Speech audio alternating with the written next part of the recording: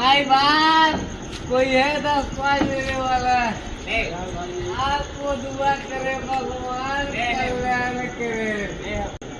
अभी कोई है भाई बाप अभी तो आपको कल्याण करे। लड़का बच्चा को खाना खाया? अरे भूखा पेट जी रहा हो।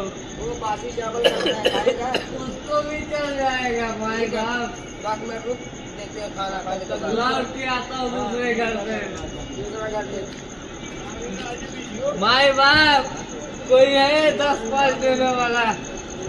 बड़ा आदमी आप लोग को तो भोजन हो रहा है, हमारा भी भोजन हो जाए थोड़ा।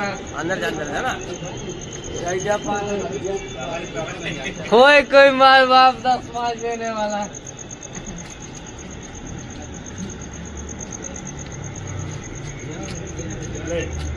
सलाद में खा लेना, ठीक है? इसमें क्या पेट भरेगा भाई बाप। और चाहिए? हाँ तो और थोड़ा बहुत